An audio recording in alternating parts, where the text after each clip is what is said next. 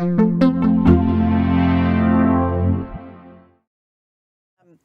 talk about 3 fundamental habits that you must have as an entrepreneur and a successful business owner.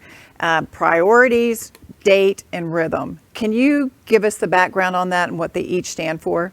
Yeah, I can. And by the way, I should add, my dad never recovered from that failure.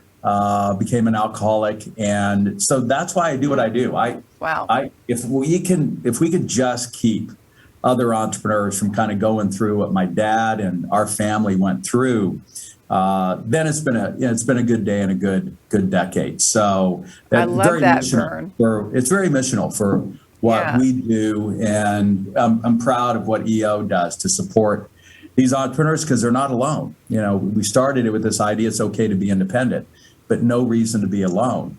And when I saw Steve Jobs, who I hosted for his first public speech, literally standing in the corner by himself, that's when I turned to Greg Stem, who you know, and said, Greg, we got to form an organization for Steve. And Michael Dell and all those early, and Kevin Harrington, one of our founding board members, who was all there involved in the very beginning. So, but back to your question, it came down to 3 things. We wanted to understand what was constraining a company from achieving its potential, and an entrepreneur and a leader from achieving its potential. And it really came down to 3 things.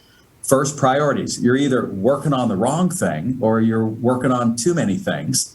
George Native, who always opened for us, who founded Boston Chicken, would say, you can't sit on 2 toilets. So, you've got to set a priority.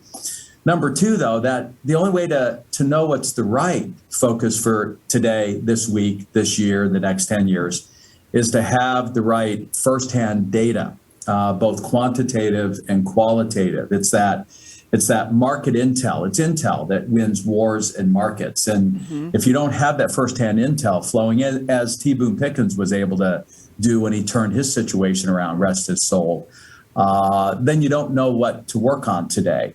And it does you no good to have this data, this information, if you don't get in a room and talk about it. And it's interesting. We're a being, as Homo sapiens, we can't think our way out of issues. We have to talk our way out, which is the power of forum. It's a safe place where we can speak our deepest concerns and share our horror stories and the like in a safe place, because we developed language about 100,000 years ago. We've only had Excel spreadsheets about 35 years. So we are much more highly developed to get around and talk through things than we are staring at Excel spreadsheets.